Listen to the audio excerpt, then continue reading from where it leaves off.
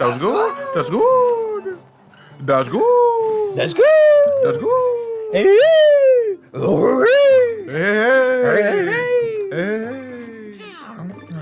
Anybody remember, oh shoot, now I forget the name of them. What? They were an old toy. Yeah. One of those early 2000s toys, you know, with the commercials that would market them as like, oh, get the new hamster thing, right? And they were these hamster... Zuzu pets. Zuzu pets. I'm not gonna... Do you have a Zuzu? I'm actually not gonna take it off the shelf. You have a Zuzu. Because my Spider-Man action figure is like got his arm resting up on my Zuzu pet. Okay. I got a Zuzu pet that was of my favorite colors of the time, which were kind of like this tannish brownish. Because around the time, I don't know, maybe I got it way earlier. It's one of the first toys I remember like getting. Like I remember this was around the time when like the fad of like I guess it wasn't a fad, but like, yeah, you wanna restart? No, I got it. Give me a second. Yeah, This was around the time, when the whole thing of like marketing toys on the TV was kind of not yet died out.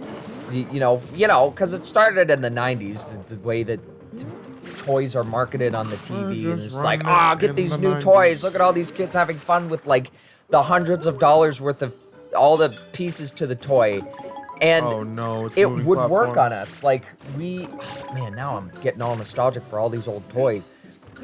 We kept seeing commercials for Zuzu pets. Zuzu pets. And they were these pets that you just put on a little track, and you spent like, $200 on like 5 pieces of track. Yeah.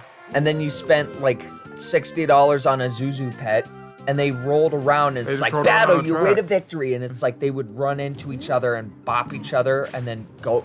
If you boop their nose, they'll make a little noise. Yeah, and then turn back. And then they'd go back, and then they'd like bump into each other all the time. I just thought that was the coolest thing ever. And so my mom, one day she was like, hey, I got you guys Zuzu pets. I can't even remember if it was for like a birthday. She was just like, yeah, I got you each a Zuzu pet. And I think I'm the only one of the 3 of us siblings that actually like still has my Zuzu pet. And I cherish it now, because now it's become like a nostalgic memory. And like a thing. Wow, nice. Okay. Now it's become a nostalgic memory of like my Zuzu pet. And I think the sound box inside of it is now like it's finally run out of battery after all these like 15 years of having my Zuzu pet. But it's this tan and kind of brownish one. Okay. I don't know if anybody can look up what let me look at it. No, wait. It's got okay. It's got a sword on the back. It's tan. You got a sword? I didn't get a sword. It's tan and brown, and the symbol on the back of it is like this stitched sword, and it's like a really cool thing. You know what other toy is my favorite toy of all time, and now it's at a point where like obviously I don't play with it anymore, which is sad in its own right, but like it's also at a point where like I feel like if I keep messing with the joints, I'm gonna break something. What? Back when I may not have been alive for when the toy was super popular. Maybe. Actually, you know what? Probably, because the Tobey Maguire Spider-Man trilogy came out right around the time when I was really young. So I didn't remember the hype surrounding them. Hey. But I do remember just, like, owning the collection of movies right when they were kind of still fresh and new. So the Tobey Maguire Spider-Man movies, there was an action figure that came out with it. Wait, what? That is, to this day, one of the coolest action figures I think I've ever seen a toy be. It's Spider-Man, except every joint on his body can turn and twist or like literally every single joint. Like his neck had like 3 different parts that you could like and it was a solid toy. Like I'm saying this like it's some ragdoll thing, but no, it would be on its own. Toy, guys. All of his individual fingers could move like this. His arm would have a wrist joint, an elbow joint, and a shoulder joint, and they wouldn't just be joints. They would be like like multifaceted overlayered little bits of plastic so that you could move the arm in full range of motion. So And I'm then wondering his stomach had like 4 different, overlaying pieces of plastic kind of overlaid it. If anybody wants to look up the old Tobey Maguire Spider-Man like action figure that like is really bendy, you'll know exactly what I'm talking about, where it's like, okay, the neck moves and then the chest moves, and like the chest, like you can literally have you can literally have him move like that. Him move like this. You can't see what I'm doing, but I'm like just lifting up my shirt and wait, just, why are you lifting up your shirt? But to see, because it literally has the chest like give a full range of motion like this.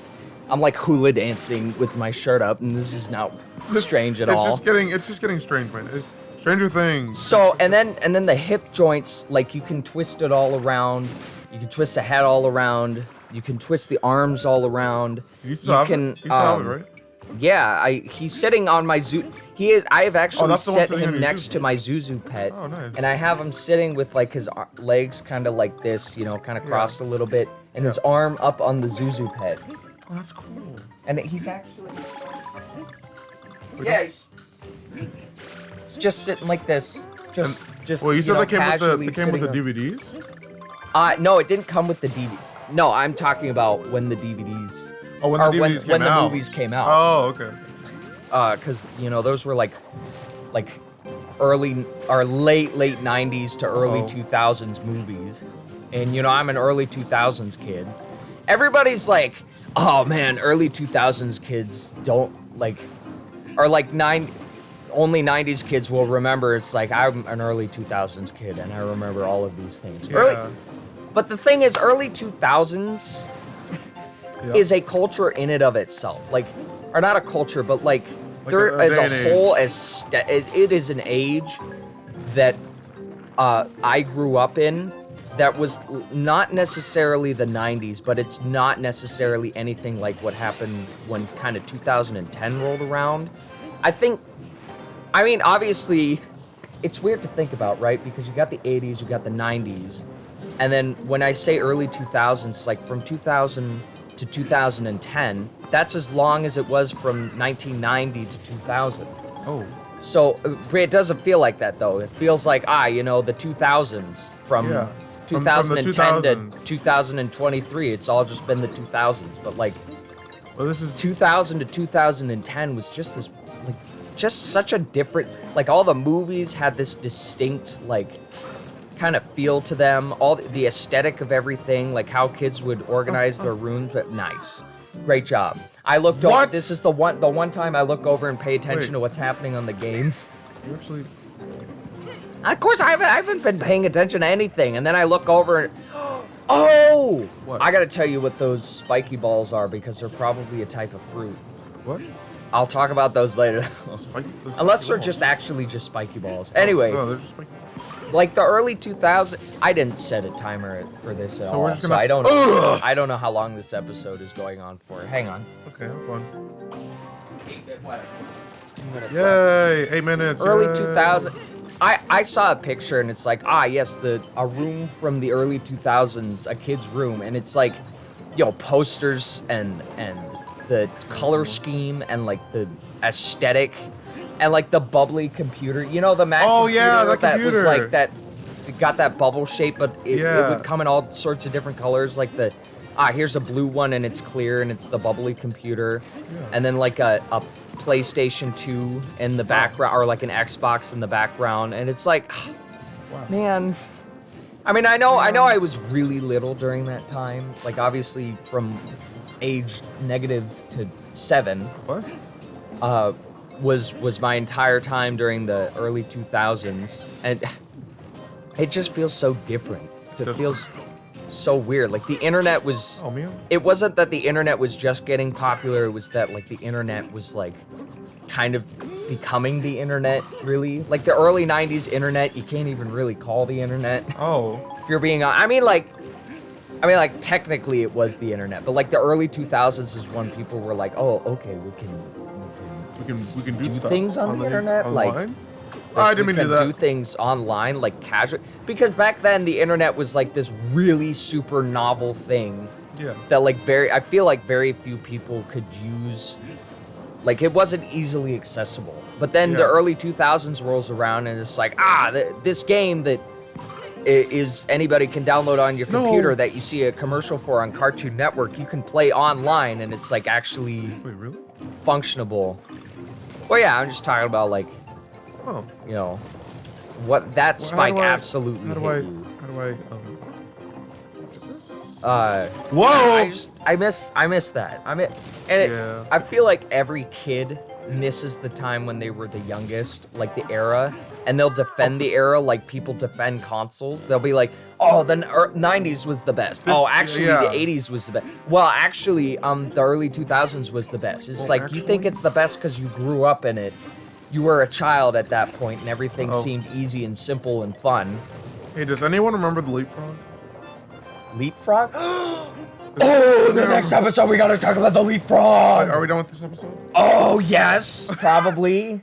Yeah, it's 10 minutes. 10 minutes? It's 11 minutes, actually. Oh, dude, next episode we gotta talk ourselves about the leapfrog. The leapfrog. The magic that was the leapfrog. Oh my I'm gonna get up and... The leapfrog. Leapfrog.